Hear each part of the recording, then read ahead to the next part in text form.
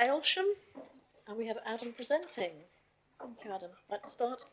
Yeah, sure. And Glenn Beaumont, who's the area planning manager, is here to support as well, should there be any questions.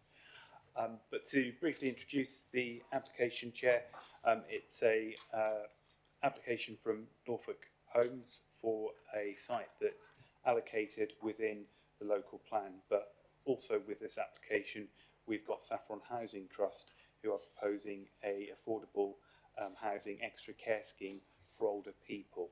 So that's within the site boundary, and as well as the 252 homes from Norfolk Homes. As well as that, as it says in the description, there's mention of a sustainable transport hub, the land for which would be transferred in due course to the Town Council.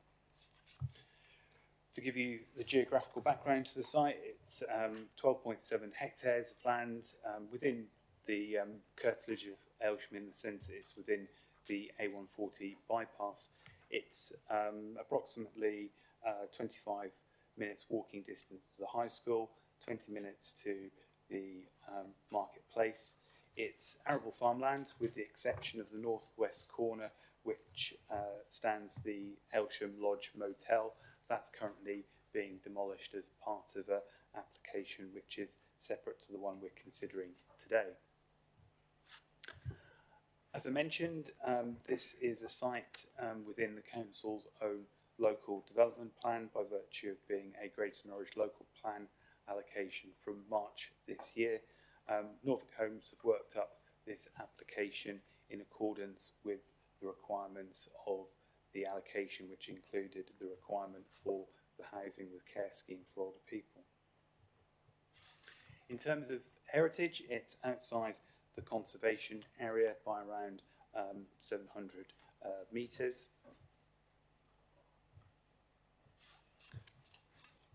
As you would expect, it's a site that's not near to any concentration of listed buildings. The one exception is the Grade 2 Diggins farmhouse, which is indicated on the map. However, as I'll come on to, this farmhouse has existing trees and landscaping which would protect its setting, and also the layout of the scheme does provide open space in the southeast corner nearest to the listed building. This is the red line plan that has been put in by Norfolk Homes. Couple of points to note: running next to the site on the southern boundary is an existing public right-of-way. There's also further public rights-of-way to the east, and as part of their proposals, Norfolk Homes are looking to improve walking and cycling routes for this southern part of the town. There's also a couple of areas of white land, notably a plot on Norwich Road at the northwest corner of the site, and also some white land to the north. However, crucially, there's the opportunity for 2 points of access for vehicles into the site from Norwich Road, and the opportunity for a cycle and pedestrian link to the northeast, connecting to Buxton Road. This is a full application, and therefore Norfolk Homes are looking for approval of all the details shown on this layout plan. Points to note is that the extra care scheme from Saffron is positioned at the front near Norwich Road, with a sort of setback for landscaping. There's also sort of three main areas of open space to the centre, which is half a hectare, as well as the sustainable urban drainage system to the southeast, and play area to the south. In terms of drainage and wastewater management, there's an existing Anglian water sewer running from east to west through the site. Most of the site could therefore be gravity fed to the sewer, but Norfolk Homes are proposing a pumping station to the southern boundary near the attenuation basin, which would then be able to pump wastewater back up to the sewer. Anglian Water have raised no objection to this application. They point out their duty to connect, and there are obviously plans associated with mitigating nutrient neutrality, where they'll be upgrading the Aylsham wastewater treatment works in due course. As you can see from the revision of the attenuation basin, Norfolk Homes are trying to embrace sustainable drainage techniques. In addition to the basin there's an exceedance zone to the southeast that would mitigate for the effects of climate change, and where possible through the site, Norfolk Homes are proposing both highway soakaways and soakaways within people's properties to manage surface water. This application was due to come before committee in September, but was deferred because of outstanding issues to understand any noise implications that would be arising from the development. In light of those changes, Norfolk Homes have made some amendments to the layout to address the risk of noise from the A140 bypass. Principally, they've done this by removing 9 properties from the southern boundary, moving them to the centre of the site, and then moving the children's play area to the south. As a knock-on effect, there was some consequential reorientation and moving around of properties elsewhere on this southern part of the site. Where I've indicated these golden stars indicates where there have been consequential changes, but the overall quantum of development of 252 homes remains the same. Just to give you a flavour of the type of housing proposed, as you'd expect from Norfolk Homes who have built in Aylsham in the past, it's traditional housing, gabled roofs, UPVC double glazing, black fascias and soffits, some modern details, if you like, in the housing design, such as sort of soldier course brickwork above the lintels. This is an example of a 4-bed property, and I've shown on the map here with the purple star where this particular property would be located, but of course with this layout 2, 3, 4-bedroom properties are pepper potted around the scheme. This is an example of the 2 and 3 bedroom properties, in this case arranged as a terrace, and Norfolk Homes have developed schemes such as this recently, the most recent example being at Rackheath. In terms of design materials, it's a fairly narrow palette of materials, but will bring acceptable variation to the scheme, and the quality of materials proposed is high. So as you can see from this drawing, there's proposals for a red multi-stock brick, varied multi-stock buff brick, and also 2 types of red and grey pan tiles to bring some variation to the overall look of the development. As I said at the outset, the policy requirement of this site is for a specialist older people's care scheme or independent living scheme. Norfolk Homes have worked proactively with Saffron Housing Trust to bring them on board. Saffron have worked with Norfolk Homes to develop this scheme, which you can see from the shot here is proposed to be a 3-storey development set back from the Norwich Road. In an update to my report, it's worth saying that Saffron are currently proposing a mix of 76 1-bedroom properties and 14 2-bed apartments. The exact split of rented to shared ownership properties is yet to be established. That would require agreement with funders such as Homes England, but we are assured that it will be a 90-bed affordable housing scheme. This is a cross-section of the development and how it would look from Norwich Road. Just in terms of the nature of the development, the apartments will be generously sized. The 1-bedroom property, for example, will measure 56 square metres, therefore providing ample space and room for adaptation should residents need those as they age and become more frail. However, this is a scheme which is aimed at a wide variety of older people. So the minimum eligibility for this is to be aged 55 or over, and for the care need to be not less than 4 hours of care per week.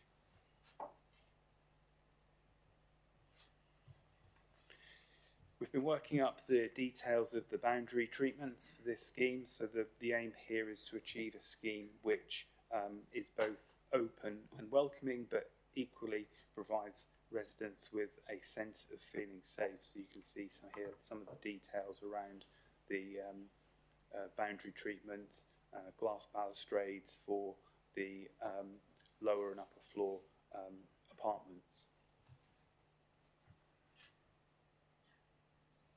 Coming on to the landscaping scheme, and hopefully the map with the star next to it will help you orientate yourself within the development. As I said, the care home extra care living scheme will be set back from the Norwich Road, and it's worth noting that properties on the opposite side of Norwich Road will be at least 50 metres away. The landscaping will also soften the look of the extra care scheme when viewed from Norwich Road. Just focusing on the landscaping for the southwestern corner, Norfolk Homes have taken advantage of the existing public right-of-way that runs from Norwich Road near the roundabout and incorporated that into the landscaping scheme. The public right-of-way will then connect into a footpath, which, as this map shows you, would then loop through the open space of the development and provide connections up to the Buxton Road.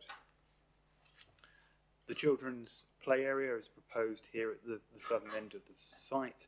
The details of what that equipment will look like has yet to be agreed, and Norfolk Homes, I believe, are open to discussion on what's included there.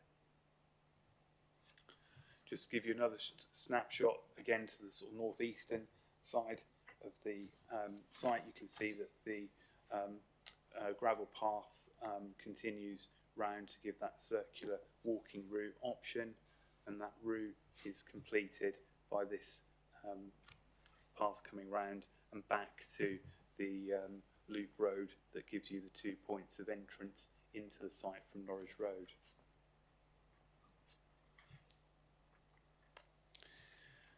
This slide shows you the phasing of the development. As you'd expect, it starts off with the 2 points of access, then the drainage, and then the gradual build out of the Norfolk Homes element of the development, with the last element being the housing with care scheme. As I said at the outset, the majority of the affordable housing will be part of the Saffron extra care scheme, but there is still some general needs affordable housing, which is shown on the map here with the yellow and the pink. That amounts to 9% of the dwellings. In total, that's 17 properties ranging from 1 to 4 bed in size for affordable rent, and then 6 further dwellings for intermediate tenure.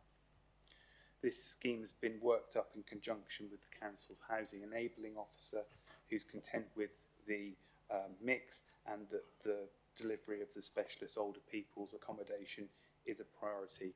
It's a priority that's been identified through the strategic policies of the Greater Norwich Local Plan, and is also referenced in National Planning Policy Framework, which emphasises the importance of meeting the housing needs of all groups in the community.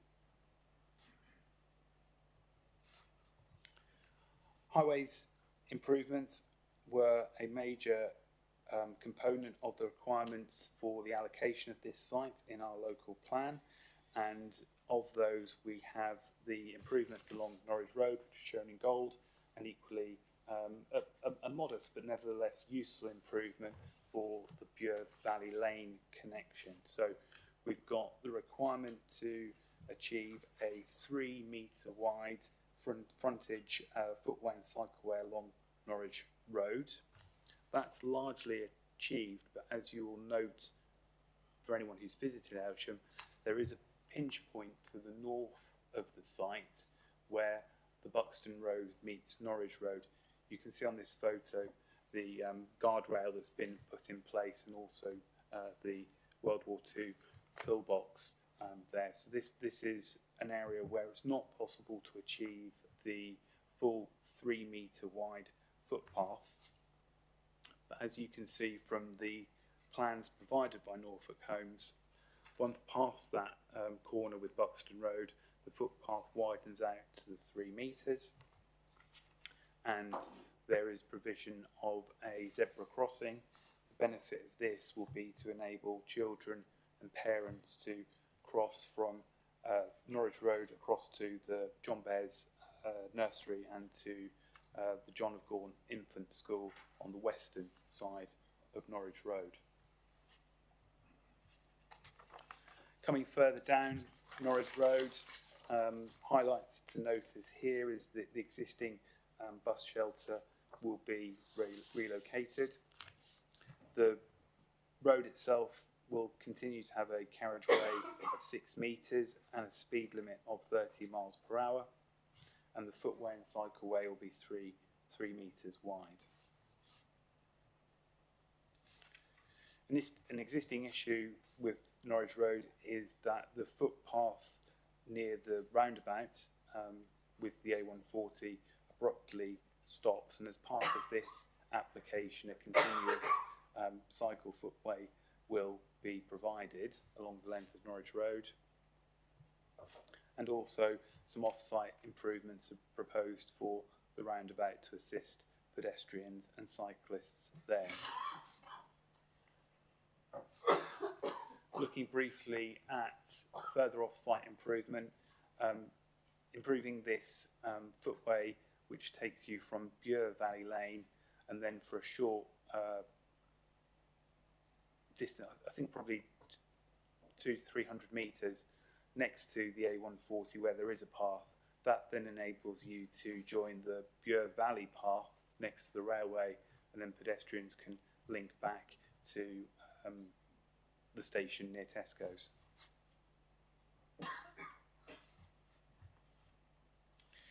As I said, there was the intention to bring this to committee in September, having resolved the nutrient neutrality issue for this development, but there were some outstanding questions from the council's environmental quality team over noise. One of these related to the air source heat pump for the extra care housing scheme. As has probably been mentioned many times, new developments aren't coming forward for heating with gas, therefore air source heat pumps are the main alternative, and our environmental quality team just wanted to understand the noise implications of those. They can be noisy when on a defrost setting, for example, so that's been checked out in conjunction with officers here and working with acoustics experts appointed by Norfolk Homes, and the application is being proposed with the necessary conditions. Similarly, we've looked at the air source heat pumps for the individual properties across the development. These, of course, are becoming very standard. They're often being retrofitted into existing properties, but nevertheless, we've worked to understand the noise implications there. More crucially as well, we've looked at the risk of traffic noise from the A140, and as this slide shows, Norfolk Homes have agreed to add fencing to the southern boundary.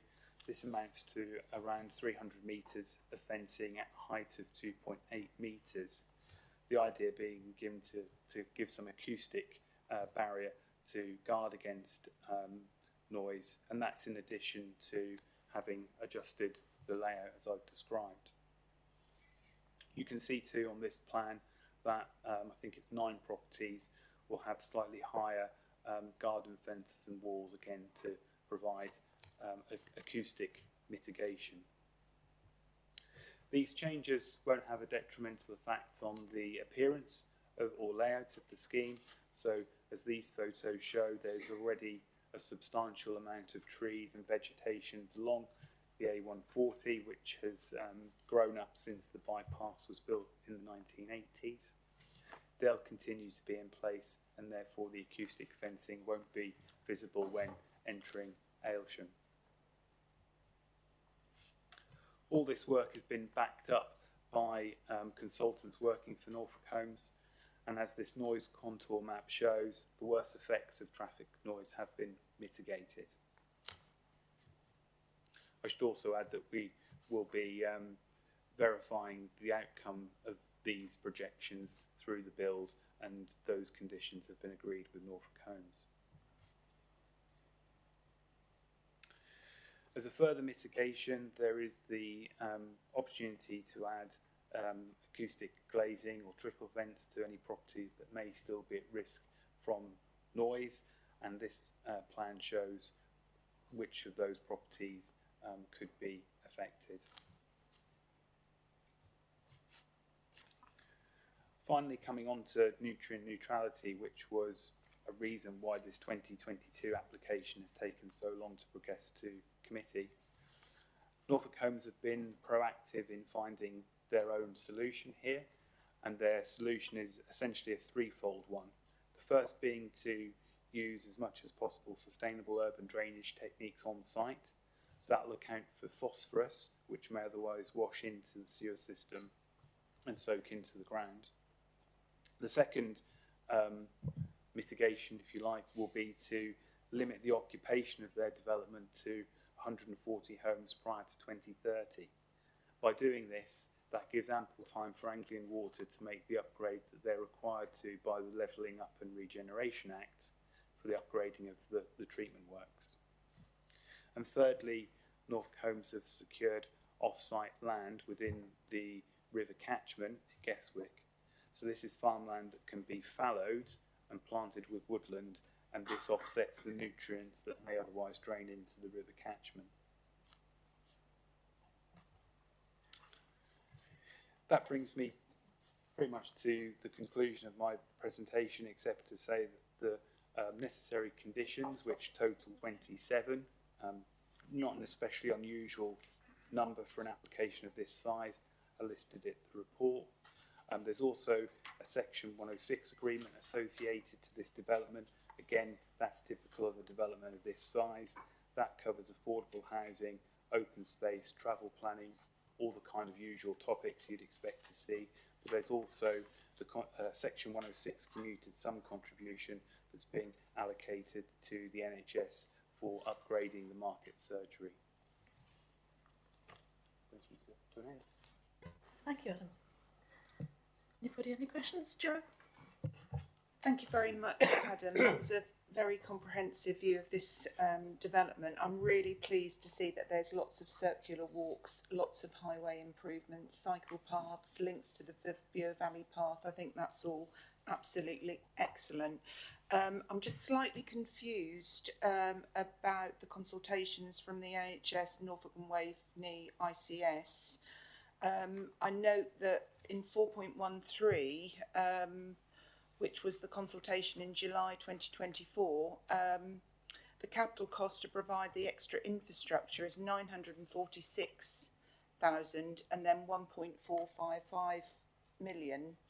And then the second consultation, 275,000. And I just need some clarification on that, because I can only see going forward that the doctor's surgery is going to get the 275. So is it in the first consultation that goes to the NHS and then the doctor's surgery gets the 275, please? The 275 is what's been agreed with Norfolk Homes. The original higher sums of money quoted by the NHS were when they were looking at the possible impact of this development across the whole healthcare system. So the NNN, mental health services, as well as primary care. So that's why that figure was high. The lower figure relates directly to the costs associated to improving the market surgery. Thank you. Anybody else? No? Okay, we'll go to speakers. We have Mary Evans and Kay Montadon from the Parish Council. If you'd both like to come forward, please.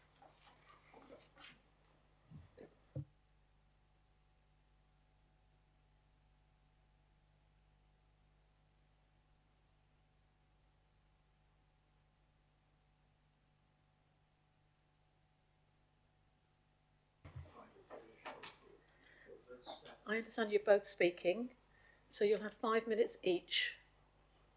Who would like to start? Okay.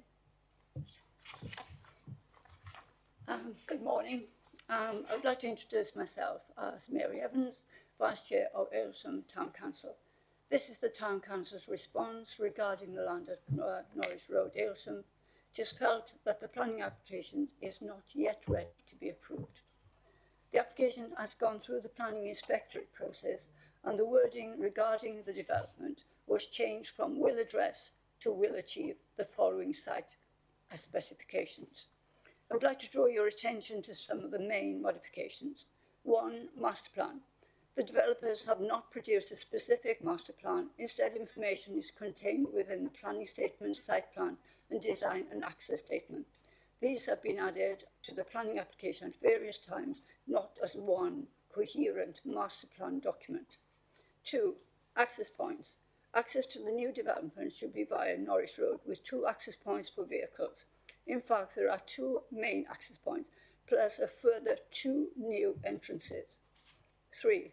Land for Town Council. The land will require a hard surface to be made suitable for use as a transport hub. The developer has not yet confirmed that this will be done. The transport hub is due to be transferred to the Town Council during phase 8 of the development. No explanation has been given regarding this delay. 4. Noise levels. Layout and design to take account of noise from the adjacent A140. The response to the noise levels from the A140 is to swap the children's play area from the northern to the southern part of the site. This would put every child's health at risk. The children playing there would be exposed to high noise levels, which can damage their hearing, as well as exposing the children to high levels of pollution from traffic from the A140. This could also be a safeguarding issue, as a repositioning play area is isolated from the housing, not integrated into the development. The planning officer's wording regarding this is dismissive, and the danger of air pollution is not even mentioned.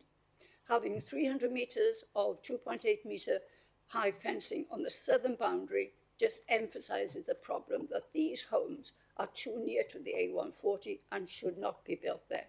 In addition, a further 9 properties to the southwest corner of the development are also affected by noise and will need a higher fence. The noise from the air source heat pumps is of concern. The planning officer states that a technical report will be required. This report has not been presented, so planning permission should be delayed until the report is available. Drainage strategy. This is of particular concern as there is existing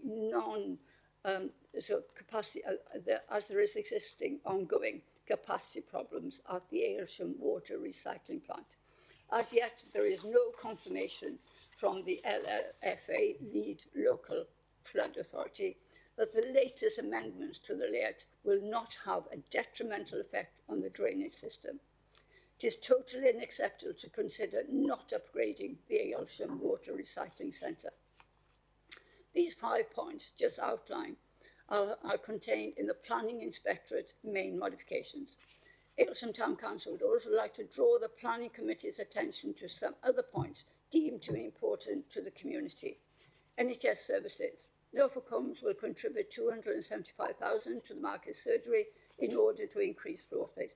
This is a positive development, but it is difficult to calculate at present whether additional funding may be required for the other GP surgery in Aylsham. Affordable housing.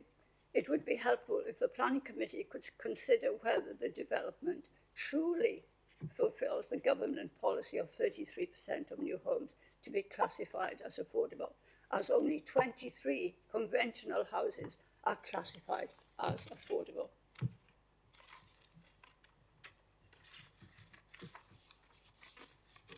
Policy 5 of the GNLP. There are 2 areas that are contrary to Policy 5. It may be too late to introduce self-custom-built plots. However, the Paxton House breaks the space guidelines set by the government's National Described Space Standards. This is NDSS. As there are around 60 Paxton houses, this design should not receive planning permission. In conclusion, at present the plans presented are not specific enough to address the need to strengthen the infrastructure or to protect the well-being of prospective residents. As a consequence, Aylsham Town Council does not feel that the planning application is ready to be approved. Thank you. Thank you. Is there any questions from the speaker? No? We go on to the next lady. Kay, please. Hi, yes, my name is Kay Montandon and I'm speaking on behalf as a councillor member of the Aylsham Climate Emergency Committee. So Aylsham declared a climate emergency in 2021 and are concerned, and we have volunteers, resident volunteers who are working to reduce, to improve biodiversity, reduce energy usage, carbon footprint, improve sustainable transport and reduce waste from the town. What we see with this development, unfortunately, is there is, apart from the mitigation of the air source heat pumps, there is no implementation of solar generation on the site. And this is to the detriment of the town. The town's carbon footprint will be increased drastically. Air source heat pumps do not charge electric vehicles or run appliances. So therefore the carbon load of this development will be massive in comparison to the rest of the town. We are increasing therefore our environmental impact, and that is not what we want as a town. Why in 2024 are we not looking at solar panel generation and local storage, and what will this look like to the local environment in 2030 when the second phase is developed? This is going to look backwards. It's going to look like corporate greed and poor management on behalf of Broadland District Council Planning Committee for people driving into Aylsham to see not one single solar panel. In terms of the sustainable transport hub as well, as a recent councillor, I do not know where the 0.25 hectare sum came from, but I've had a civil engineer look at that site, and at best we can park 32 cars on that site. We can't get a bus in there. Buses can stop on Norwich Road, fair enough, but we are 0.7 of a mile from Market Square. How are the people in the 90-bed assisted living complex going to walk 0.7 of a mile into town? What is the mitigation for the fact that these guys are going to have to drive into town for their shopping and to visit the Cecil Amy, their opticians, etc., etc. What we hoped from the Sustainable Transport Hub, I believe, is that we would be able to at least have a minibus or some kind of service that we could run for the residents of the development into town as some kind of shuttle. Therefore, we would need more space, ideally, but we do need to have some better consultation on this, which we don't feel that we've had so far. We also urgently require there to be mitigation in terms of speed limit. The speed limit goes down to 20 beyond where you will be crossing residents over with the zebra crossing. Could we not have the 20-mile-an-hour limit brought back up down towards the roundabout so that people can safely walk their children and cross over before they get to the John Bears surgery? Other impacts that have not been considered is that the green spaces that are going to be developed around this area, we need to have much better control, in our opinion as a town council, over how those are handed over and managed. We've had some very, very bad experiences with Bure Meadows management contract, and the residents feel very sore and aggrieved about that. And also with the Willows development, we are not allowed as a town council to even put a notice board up. We have been rejected by the management committee, the management company, so we can't put information which the residents should have from the town council in the local area. And we're concerned about this silo mentality of developments that are not integrated with the town. And this provides us with a wonderful opportunity to actually integrate a development into the town if we were to address some of these concerns. So please do that at the Section 106 agreement negotiations. Please don't give us a liability. That 30 space car park our civil engineer, a friend, gave us a quote, a guesstimate quote of £500,000 to turn that into a car park. We can't afford to do that.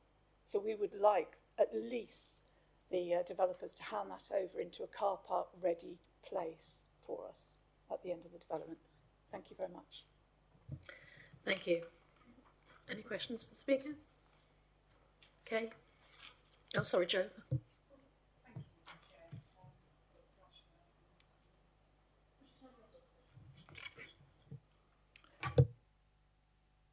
Thank you very much. Thank you for your comments. I am very concerned about the public spaces and the green space within the development and the play area. I think there needs to be more consultation with the town council on how that is managed and how those spaces are set up. I'm also very concerned about the transport hub. It is very small. It's just over half an acre. I think it's 0.6 of an acre. So that is very, very tiny, and it wouldn't be able to, you know, a full-size bus wouldn't be able to get in there.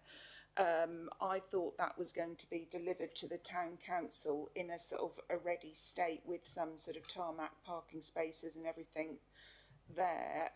It would be also probably quite desirable to have EV charging there as well. So maybe a small electric shuttle bus could, you know, operate between that and the town. That, you know, going forward, I think that's the way things are going. So I just want to know whether there has been much consultation with the town council on this, and whether the officer thinks that could be put into the 106 agreement. Thank you. Okay. Who would like to answer that? Have you had discussions with the developer? Yes, we have, yes, but not particularly about the transport hub.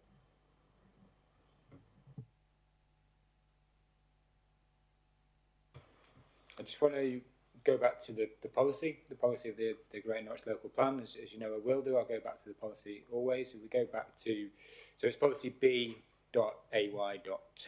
which is not very catchy, but in point 5, one of the requirements is that 0.25 hectares of land will be transferred at nil value to the town council to meet neighbourhood plan objectives for out-of-town parking and promotion of sustainable transport modes. If we go back to the text that precedes that, in 5.13 of the GNLP, apologies for reading this out, but I'm going to, use of the community land will be for promoting sustainable transport with the exact outcomes to be the responsibility of the town council. Possibilities include but are not limited to park and ride, park and cycle and park and walk, and will be for the benefit of local residents and businesses as well as visitors and tourists to Aylsham. Surfaces and other structures and buildings on the land are restricted to the operation of a sustainable transport hub facility, and then it has a little bit more detail after that. Nowhere within that does it require anything other than providing the land. That's what the policy says.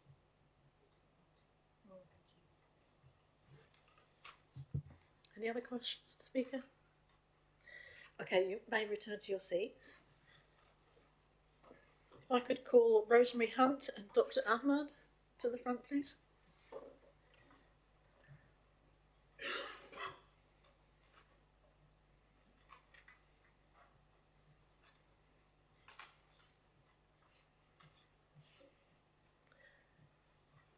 Thank you. If you'd like to decide between yourselves who would like to speak first, and you have 5 minutes each. Hello. I'm Rosemary Hunt. I'm a resident on Norwich Road. The committee report acknowledges that residents on Norwich Road, opposite the planned care development, will be most impacted by the 3-storey building and the ongoing works and noise throughout the development and beyond over several years. My concerns focus on the impact on existing residents. The committee report, section 5.49, identifies a shared pedestrian footpath and cycleway between the roundabout and Buxton Road on the eastern side of Norwich Road and 3 metres wide. The existing path from Copeman Road to Buxton Road is used by elderly people and young children, as both schools and nursery access it. My experience as a walker suggests that combined cycleways and footpaths can be hazardous for pedestrians. I would like assurance that there would be clearly defined sections for each, particularly as if there's the planned care facility is built, it is for over 50s, so that would increase the number of elderly accessing that footway. Section 5.59 makes reference to a new bus stop or shelter, which doesn't appear to be on recent plans. And those bus stops on both sides of the road are well used. If the bus shelter is going to disappear, it isn't clear where something else is going to be in its place at the moment. On another point, the committee report supports application 3 with the Aylsham flood risk assessment and addendum. The plan at the end of that report shows areas outside the development with potential to flood on Norwich Road, Crompton Road, Copeman Road and the cemetery. Flooding is not confined to roads but extends to gardens and houses. It's described as a 1 in 100-year event, but having been resident on the Norwich Road for over 40 years, I'm very aware and concerned that there is often flooding after heavy rain and that the new development could increase this potential in conjunction with the changing climate. Whilst the most recent plans include additional drainage measures, there are no changes shown with regard to the care facility. However, new buildings on the site are planned to be built 150 millimetres above ground level. So a concern that existing buildings potentially could suffer. In addition, the most recent consultation with Anglian Water in March 2023 stated that there isn't capacity for foul drainage in the catchment of Aylsham Water Recycling Centre. The committee report highlights consultee concerns but specifies that it will be an Anglian Water responsibility. Given that I have a sewer that runs under my garden from Crompton Road and a manhole cover in my drive, which has had to be accessed and to be cleared because of blockages in the past, I would like assurance that this that Anglian Water would do what is required, as there have been problems in other parts of the town. And as a final point, I noted that on the plans, on the most recent plans, where heat pumps are shown in relation to the houses, they weren't shown, although they were this morning, in relation to the care complex. So I was a little bit confused as to why that was the case, given that there was the issue around noise. But that was my... Thank you very much. Any questions? No? Okay, Dr. Ahmed, if you'd like to speak. Thank you, Chair. My name is Dr. Nazir Ahmed. I'm a GP at the Market Surgery in Aylsham, and we have some concerns about the care facility and also about the homes, the number of homes. While I fully accept that people have got to live somewhere and the elderly have got to be provided for as well, I'm just questioning this particular development because it doesn't take into any account the actual facilities, the medical facilities that are available in Aylsham. The town has grown over the years that I've been a GP in Aylsham. Our personal practice list size has gone up from 7,500 to 10,000 over the years because there's been a lot of new building over the years. In that time, we have twice had to do internal reorganisation to have more consulting rooms and to employ more clinicians. Apart from the fact that we've got no space to go at the moment and we can't employ any more clinicians because you can't recruit people. That's the first thing. There's been mention of money, capital money that Norfolk Homes or whatever have put up for the next 5 years, a question of £275,000 for development of our surgery. That implies that you can actually build on our site. We've done internal reorganisation twice over the past few years because we've been told by planning we can't increase the footprint of our surgery because of parking spaces. So our surgery can actually physically not be made bigger. 250 homes, if we assume, say there's 3 people on average, that is 750 people. In a year, those people will generate between 5,000 and 6,000 extra consultations. We've got nowhere to put them. We have nowhere at all where we can deal with those patients. And if we do have that number of patients, or even half that, say half goes to the practice, our existing patients and the people of Aylsham will actually suffer. And there's no doubt about that. So that's that question about that. Going on to the 90-bed care facility, again, I've heard it said that carers will mitigate the use of medical services. Actually, statistics don't show that. We have care homes in our area. We also have housing with care of various types. Our own personal statistics from our practice show that a care home resident, on average, will have 6 visits from a doctor. Somebody living in not a care home, but in housing with care, for instance, they'll have 9 visits per year per person.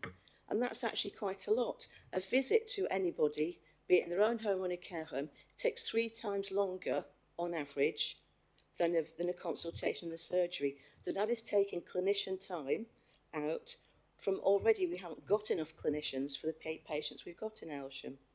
So we've got really big concerns about this, that as usual, the medical facilities in an area have not actually been addressed as to whether they can, and the capital that has been offered is only of use if you can actually build something.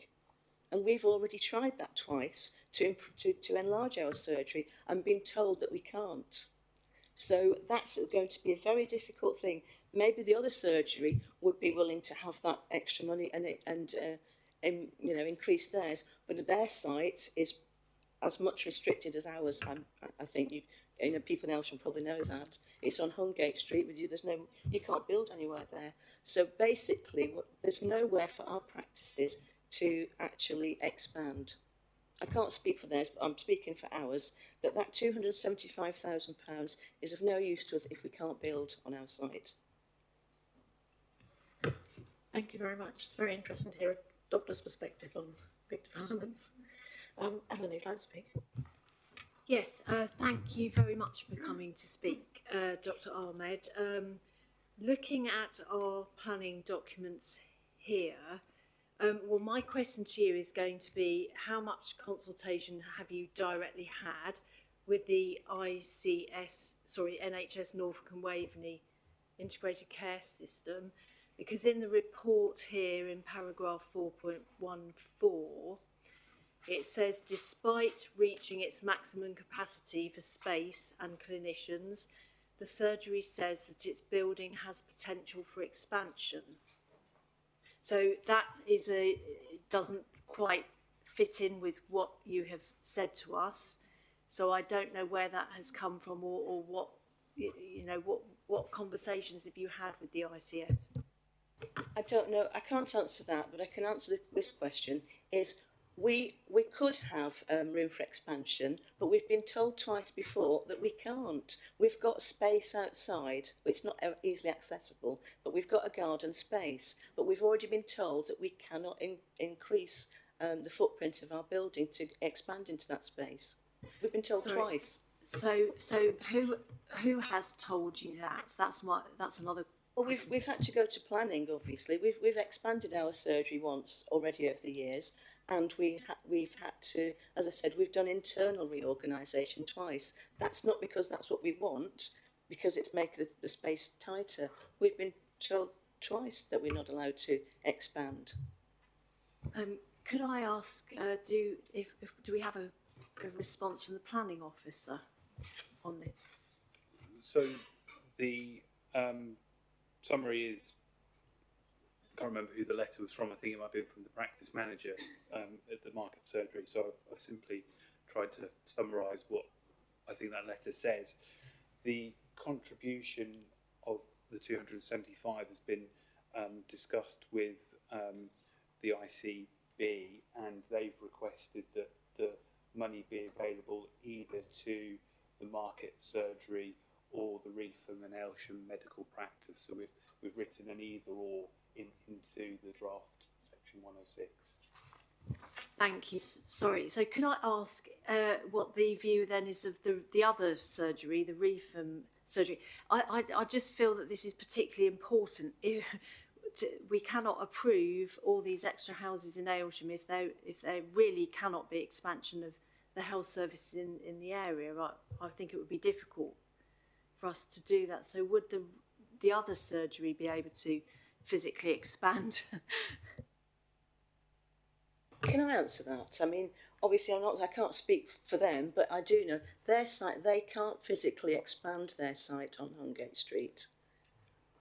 You know, there's access is difficult, the park, I mean, luckily for them, they've got a public car park nearby, but actually their site can't be expanded, and I don't know what their willingness to do that is, to be honest. But our site, we've already been told that we can't because of planning. We could physically, because we've got a garden space, but we won't have enough car parking space. That is what we've been told on 2 occasions over the past few years. Okay, is that all? Yeah, Ben? Yeah, if I could just ask a question, please, because just have to bear in mind I don't know all of the planning applications we've got in the background and such like.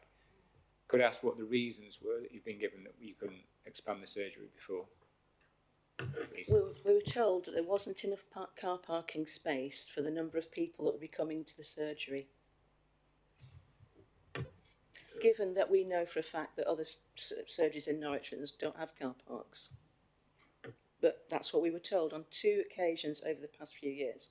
And hence we've done internal reorganisation to cover it.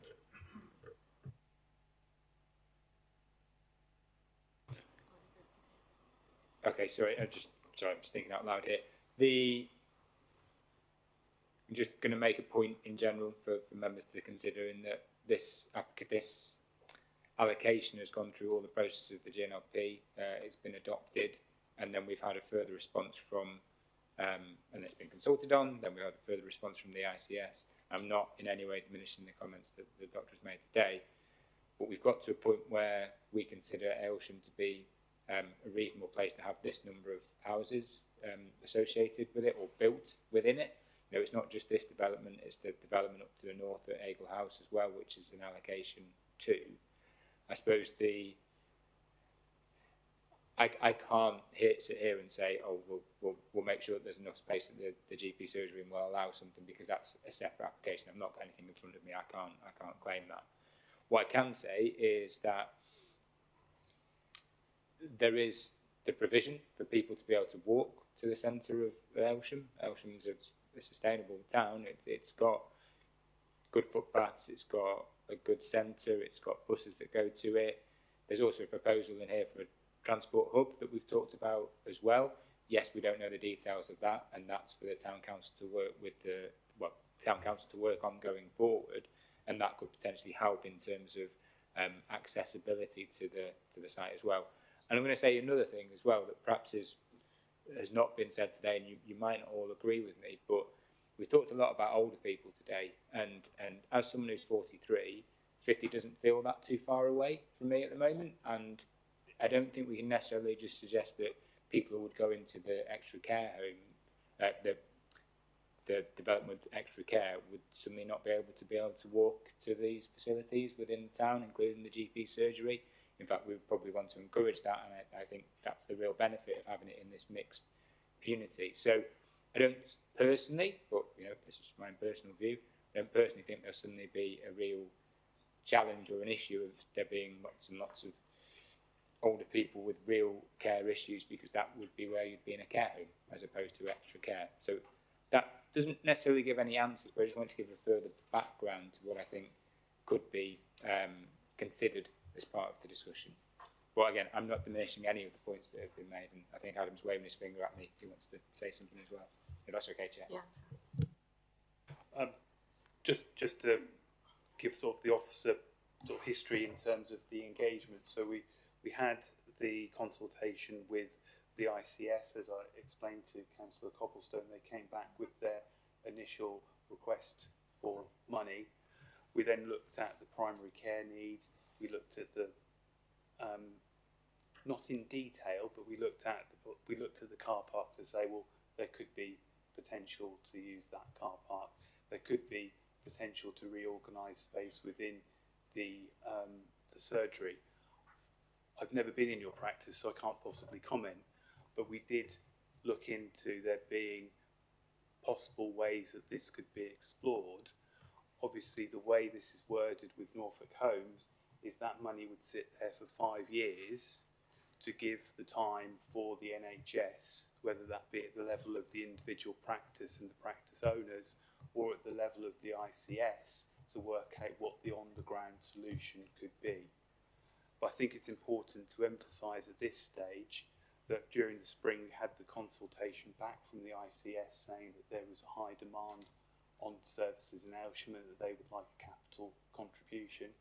Norfolk Homes, to their credit, have responded to that, and they're also prepared to let that money sit there for 5 years whilst the NHS works out what its solution to this problem is. Now, I personally feel that Norfolk Homes have done as much as they can as a developer.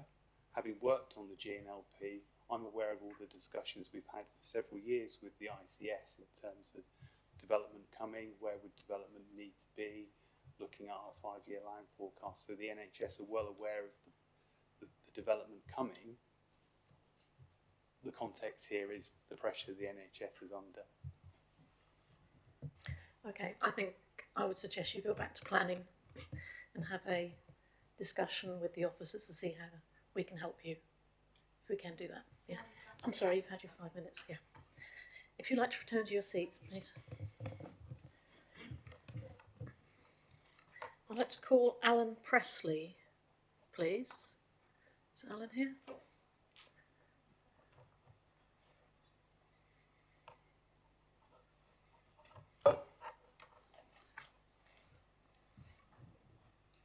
Alan, only you are registered to speak. Yes? You have 5 minutes when you start.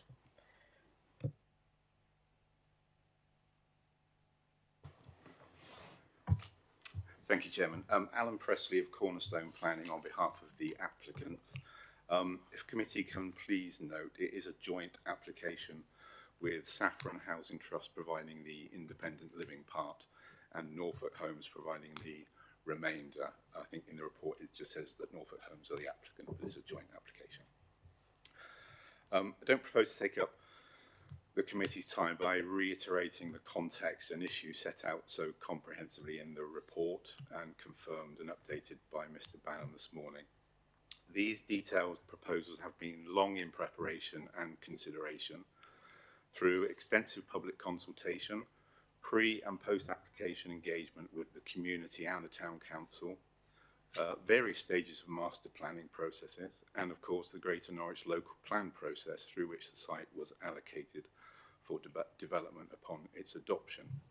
Suffice to say, these application proposals seek to deliver what is allocated in the Greater Norwich local plan, including a mix of market and affordable housing, a 90-unit extra care independent living facility to be developed and managed by Saffron Housing Trust, extensive open space, and 0.25 hectares gifted to the town council, which, as we've discussed, is exactly as the policy requires, to facilitate its aspirations through the neighbourhood plan to create a sustainable transport hub. We've also been working closely with Natural England, county and district officers, the town council and others to resolve issues arising during consultation, and these have been addressed and met as indicated in the report.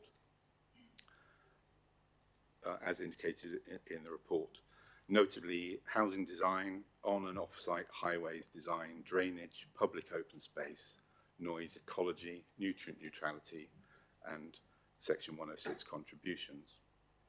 As committee is only too aware, housing delivery across Broadland and Greater Norwich has been largely held up for some 2.5 years because of nutrient neutrality, adversely affecting the ability to deliver housing and to demonstrate the requisite supply of deliverable housing sites. This application is in the rare position of being able to provide additional land to address and directly provide long-term nutrient neutrality mitigation, as well as further biodiversity net gain for this allocated site and potentially for others too. and so offers significant and broader benefits beyond simply the delivery of housing and other development on this allocated site. Section 106 is already drafted and includes full policy compliant affordable housing provision, land for the sustainable travel hub, policy compliant levels of open space on site.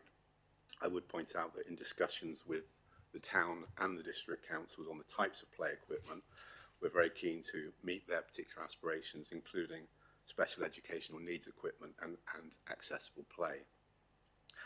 Also, off-site financial contribution to recreation provision, off-site highway improvements, nutrient neutrality and protected habitats mitigation, and healthcare financial contribution.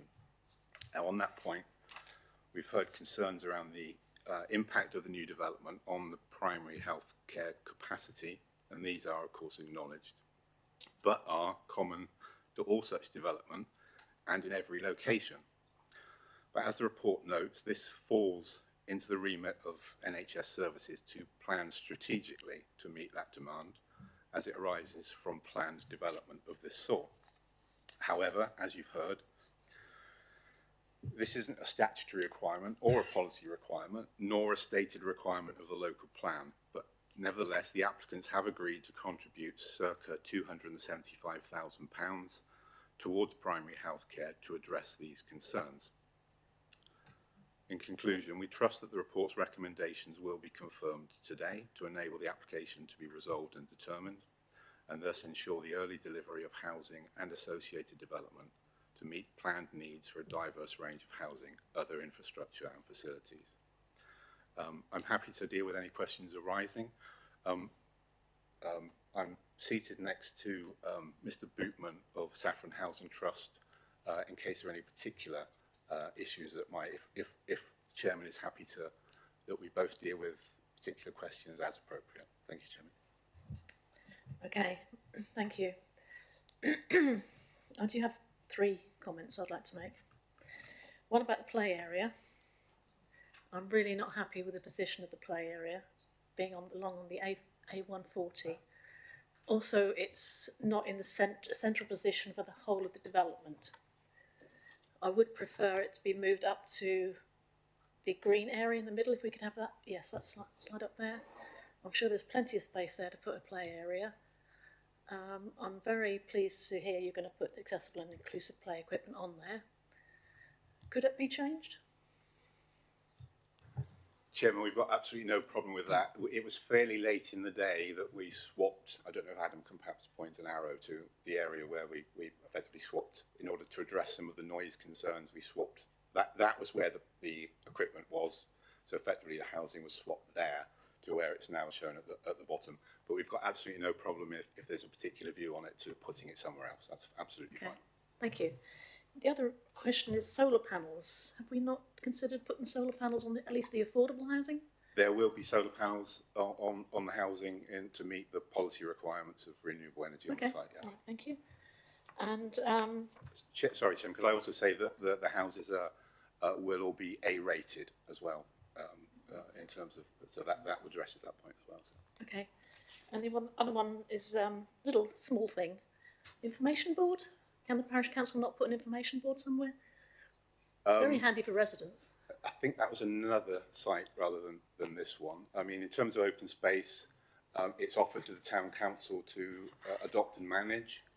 If they don't wish to, it will be then taken to a private management company. But either way, I don't see any problem at all. So even like on the transport hub, they could put an information board? No problem at all. I think the reference to that was somewhere else, not this site. So it's not something we've discussed, but it's not a problem. Thank you for clearing that up. Anybody else have any questions, please? We'll do Joe first, then Eleanor.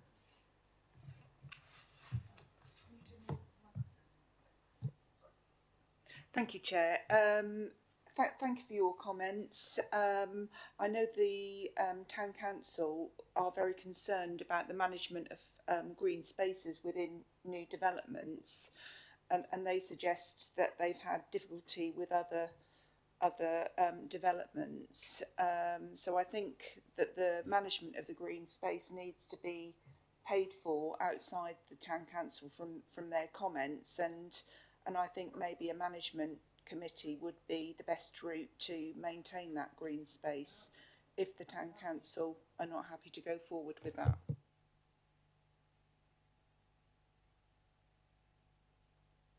Yes, thank you. I've just got a question about the phasing plan. So I think the transfer of the travel hub is phase 8, so it would be the final phase of the plan. That's assuming that the town council want to take it on, presumably.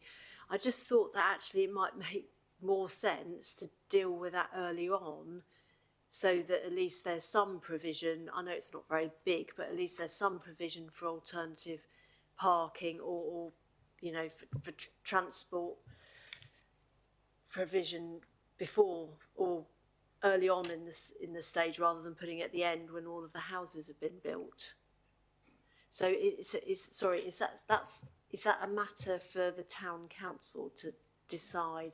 I presume it is for them to decide what phase they'd like to take it on, if they take it on. Yeah, I mean, the phasing can be at any stage. I mean, it's the requirement is to provide the land for whatever purpose the town council wish to use it for. At this point, certainly in discussions we've had, the town council doesn't know what it wants to provide it. Doesn't know what it wants to do with it. So I think we've simply put it late in the phasing because at this point we don't know what's going to happen. But very happy to move it into the earlier phases. After all, it is simply, from our perspective, the provision of land, and the town council will obviously do with it what they will. But in terms of phasing, it shows it late, but it's from our perspective it's immaterial really. So really it can be provided at any point, and the phasing will be determined by what the town council wants to do with it ultimately. Okay, thank you. Paul, please. Thank you, Chair. I've got a couple of questions. Maybe I've missed it. Is there any plans at all for bus route for the bus route to go through the estate at all, or is it because it's on the Norwich Road, that's negates that? Chairman, no. As my understanding is that the bus route will continue as it is and stop immediately outside of the site on Norwich Road, so that there isn't from the bus companies, as far as I'm aware, any plans to take it through the site. I suspect on that basis it's being designed not to be able to accommodate buses. So effectively the bus stops will be broadly where they are at the moment. I think Adam showed a plan earlier of where they will be on Norwich Road, so they're readily accessible, is the point. Thank you. Then we've not talked about the impact on schools. I'm assuming that there is nothing. There were no money for impact of schools in terms of extra spaces, extra classrooms, or anything like that the site will inevitably lead to for the locals. I can answer that, Chair. As part of the application, there'll be payment through the Community Infrastructure Levy. Community Infrastructure Levy will go in part to the County Council to deliver extra school provision if it's needed. And I'm sorry, the last bit was the parish council talked about drainage, or someone from the parish council talked about they were worried about drainage and flooding issues, and they mentioned that there was experience of flooding. Just a comment. Can you comment on that and what's been done? I know that Norfolk Homes have done quite a bit with that. I'm assuming that will alleviate. Will that improve the flooding situation, or remove the flooding situation that is currently experienced?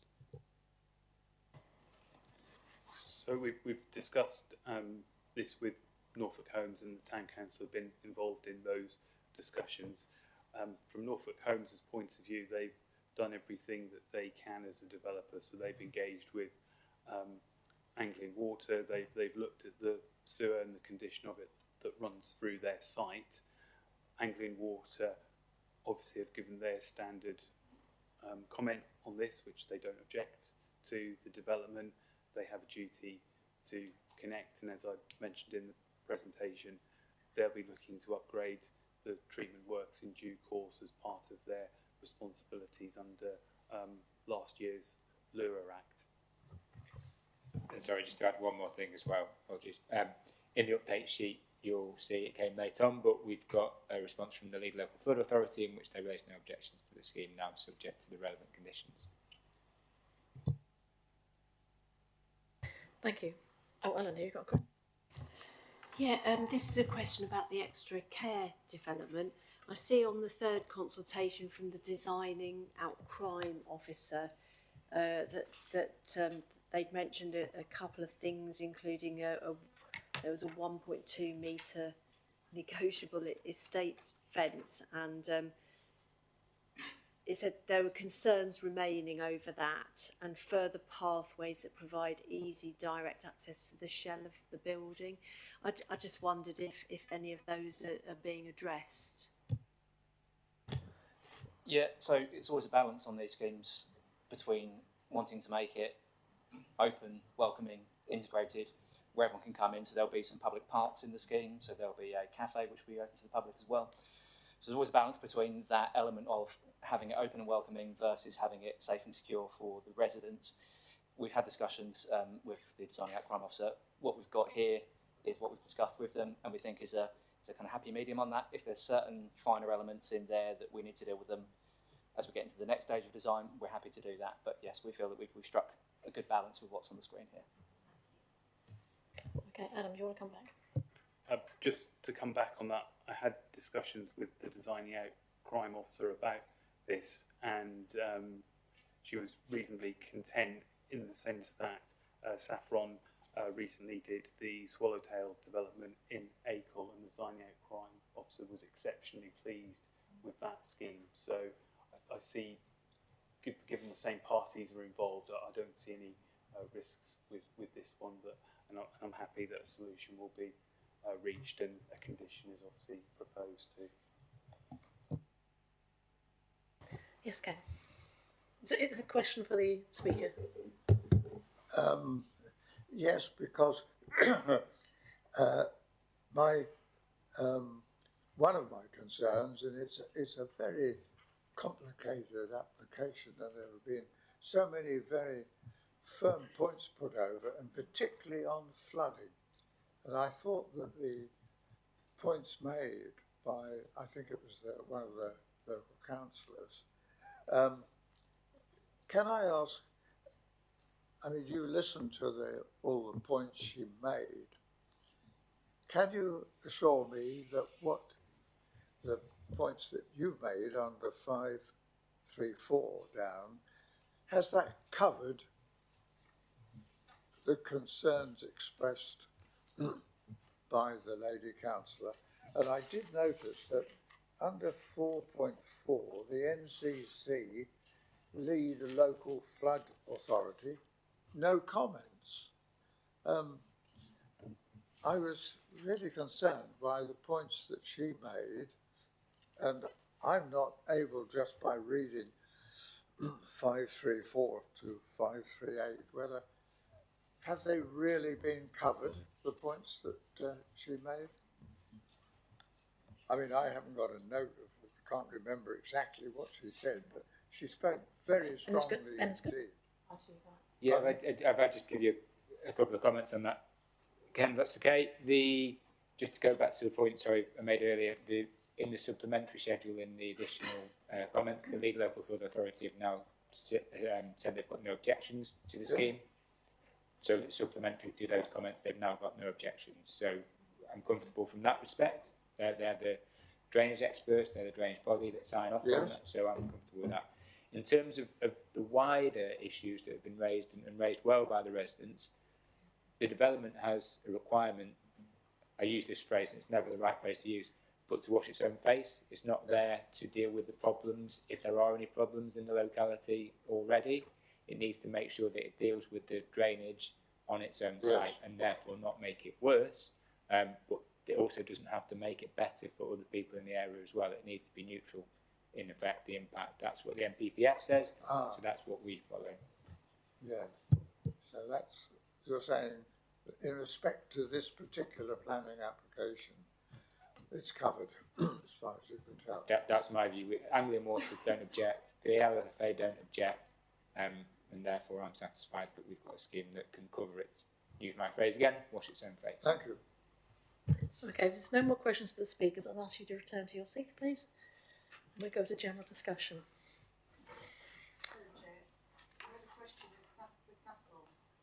Oh, okay. Do you want to just, yeah, sit down, please.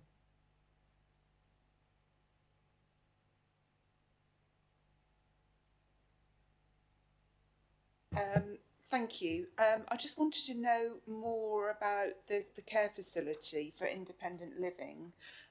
Will there be 24-hour carers on site? Because obviously we've heard the concerns from Dr. Ahmed about the number of visits needed for these independent living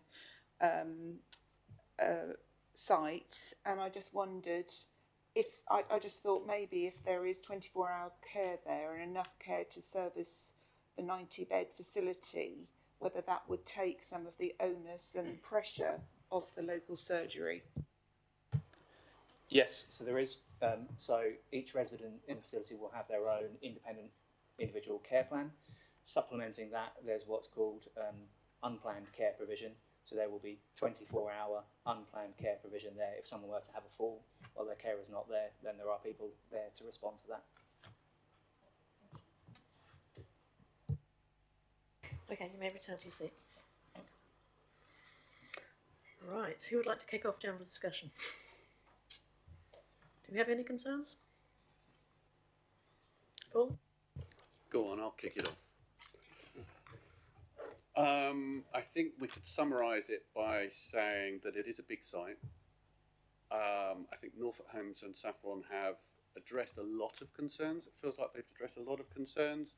There certainly seem to be very sustainable houses. I love the air source heat pumps and solar panels that they're suggesting. I think there's probably a bit of tweaking to be done, but I think that can probably be done by the planning officers further on. I think so. We have to acknowledge all of the nutrient mitigation things that they've done as well. So, you know, the things with the NHS doctor surgery, I think they're kind of feel like it might be outside of the scope of this planning application. It's certainly something for the NHS to deal with if they've got some additional funding.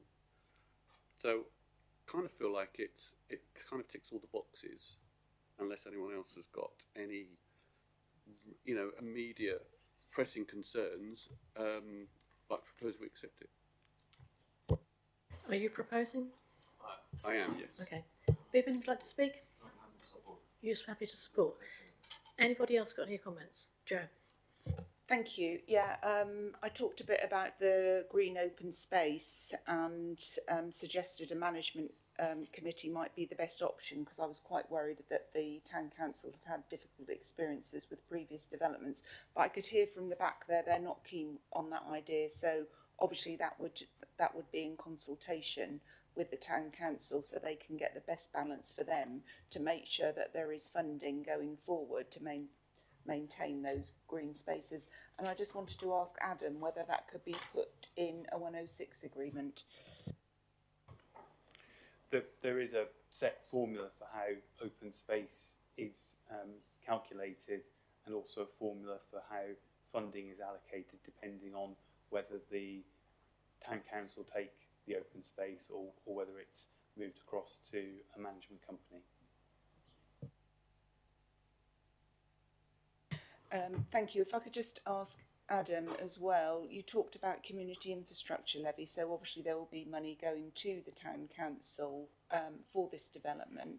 Will there also be improvements to our green infrastructure as well? Because I know the Bure Valley Path is part of our main plans, and I understand that there is a link with the Bure Valley Path that you talked about earlier. So there'll be green infrastructure funding coming through? Thank you. So obviously in terms of the SIL, that's pooled on a Greater Norwich basis. The off-site works that I mentioned, they would be dealt with by Norfolk Homes. Eleanor, yes. Yeah, I mean, I think, again, this application, there is a complicated balance here, and I think we do have to recognise there have been very many objections from local residents, particularly to increasing the size of Aylsham generally and putting pressure on the facilities there, and the fact that we are losing green space. We're again losing another field outside a settlement to this, but this site is allocated in the GNLP as a site for housing, and the provision of the extra care scheme will benefit the district. We know we do have a population that's ageing, and it does sound a very good scheme. I mean, I know that Saffron Housing did the Swallowtail development, and that is excellent. It's really, really good. So I'm pleased to see that. I'm also pleased to see, as Councillor Orber said, it is a gas-free development, so that's very positive in terms of addressing climate change. And there aren't any major objections outstanding from any of the consultees. They've all given very detailed responses. The only thing I have to say I am concerned about is the situation with the doctor's surgery in the area, in the area, and the provision of healthcare. But actually, that is not a reason to refuse this application. It's a reason for negotiations presumably to go on with the ICS. So I would be happy to support this application. Karen, please. Thank you, Madam Chair. I think the comments I wanted to raise have already been put quite eloquently. It is a large scheme. There has been a lot of consultation, and clearly there are a lot of objections. Some of them have been resolved, and clearly some of them haven't been at the moment.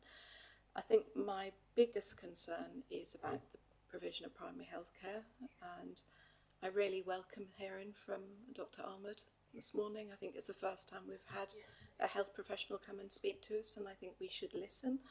The balance is how you then deal with that. So I'm guided by yourself and the planning officers that we can't take that into account any more than we have set out in the paper, so I'm not explaining that very well. Is there more that we can do to acknowledge those concerns that have raised with us this morning in considering this planning application, because they are interlinked, whether we want to say they're not, they clearly are. That's going to be a consequence of this planning permission if it is granted. I would agree with you, and I would hope that our planning department can work with the doctor's surgery to maybe address the issues that they have. We can certainly do that, but as you'd expect me to say, I can make no prejudgments of any applications that might be submitted to us or any discussions that we might have going forward. But the point is taken. Sorry, do you mind if I just say something else whilst I'm talking? Go on then. Sorry. I just wanted to make it clear that there has been discussion about solar panels within the scheme as well. Unless I'm told otherwise, and I'm looking to the applicant over there, I wouldn't be expecting there to be solar panels across all of the development. I just don't want that to be something that members are considering in their decision. There'll be an element of it, as made clear by the agent, but I wouldn't be expecting it to be across the whole development, unless you tell me otherwise. Okay, fine. That's fine. I just wanted to have that balance for the record, that was all. Okay. Oh, yeah, Surgery.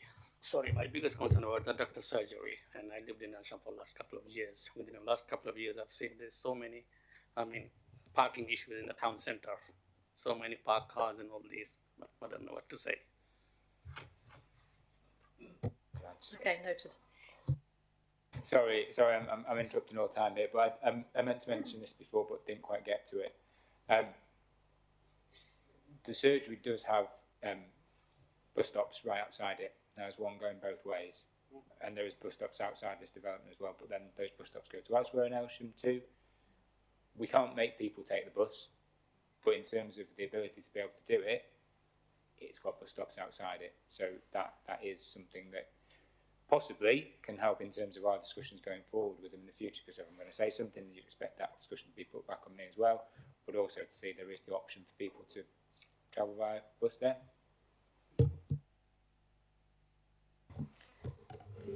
Yeah, if I could just come back on that point, I think we just need to be mindful and cognizant that if people are going to a doctor's surgery, it's probably because they're not very well, and to then expect people to either walk there or catch a bus there probably isn't necessarily practical. Just wanted to make that point.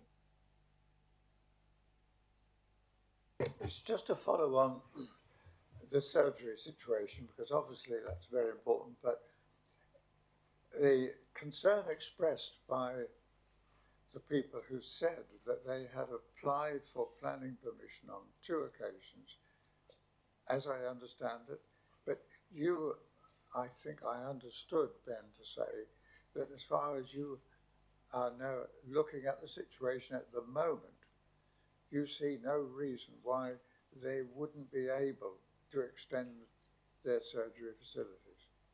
No, and I want to be very clear for the record as well, that's not what I'm saying. I can't prejudge an Well, application before it's in front of me. You couldn't guarantee. No. Yes.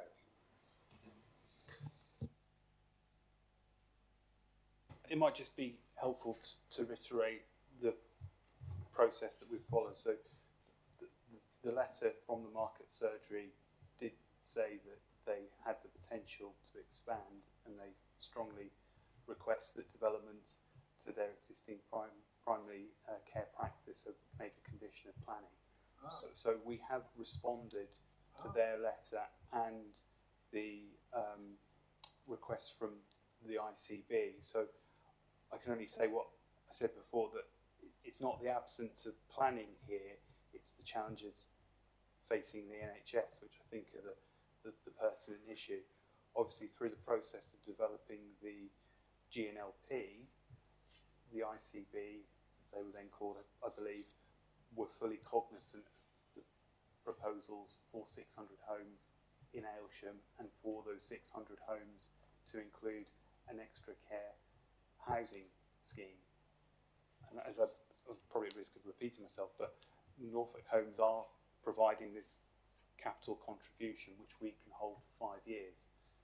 That 5 years hopefully provides the time that's needed for the surgery as a business and for the health system generally to work out how they're going to respond to that extra demand, whether that be at the market surgery or the other surgery in Aylsham, or through some other mechanism. But we very clearly, we had that response back. That's helpful. I think because they've got 5 years to respond to that. This development is not going to be complete within 5 years. So hopefully by the time it is, something will be... Exactly. Yeah. That's helpful. Thank you. Okay. Karen, yes. Can I just clarify a couple of points on that then, please? Just looking at the list of conditions, I couldn't see that within there, but I may be missing or misreading it. It's part of the Section 106 agreement, Part of the because section. it's to do with funding. Okay, that's answered my question. And the second is linked with what the chairwoman just said. How long do we expect it to take to build out this site, broadly speaking? Difficult question, but as I said in the report, Norfolk Homes are looking to limit this to 140 homes by 2030, and that's to do with their nutrient mitigations. But other than that, then they would build it out as fast as the market allows. So any other comments before we go to the vote? No? Okay, we've had proposed by Paul and seconded by Bibin. All those in favour, please raise your hand. Thank you. All those against? Thank you, it's 1. Thank you. Right, we go on to planning appeals. Yeah, thank you, Chair. So we've got quite a few planning appeals, but as always, just to give you the headlines from them. So we've received 2 new appeals to us. One's for a site hosted in Stanninghall, the Paddocks, and that was a delegated decision to do with development in the countryside and not in accordance with policy 7.5. The next one was considered by planning committee members not too long ago now, which is Hevingham, and it's sorry. Excuse me, the session is still in session, sir. Can you please sit down? Thank you. Sorry, thank you. Next one, yeah, Hevingham, which was a use of land for training purposes in terms of vehicles, construction vehicles such like that the members were determined to refuse for the location. And then we've had some appeal decisions in as well. The first one is in Freethorpe, 7 The Green, demolition of an existing bungalow and replacement with 2 dwellings, which was dismissed by the inspector in accordance with our refusal reasons. Next one, Stratton Strawless. This was a planning committee decision. This is Manson Plantation, change of use of land to a construction plant training area, and again that was dismissed. We had 8 White Hart Street in Aylsham. This was a variation of condition to allow the off-street parking and removal of covered entrance porch. That was actually allowed at appeal. The inspector didn't consider the proposal would negatively impact on highway safety, whereas we suggested it would do. Then the last 2, we've got 1 Brundle land at Oak Hill, 4 dwellings. We refused that one in terms, and that was dismissed as well, and the reasons we refused it for. And the last one is an enforcement appeal, Western Equestrian Centre. They appealed against the enforcement notice regarding compliance of condition 3, which related to they wanted a longer period of time to comply with the enforcement notice. The inspector dismissed that appeal as well. So that was all, Chair. Thank you very much. Thank you. I'll close the meeting at 12:46. Thank you everybody for attending.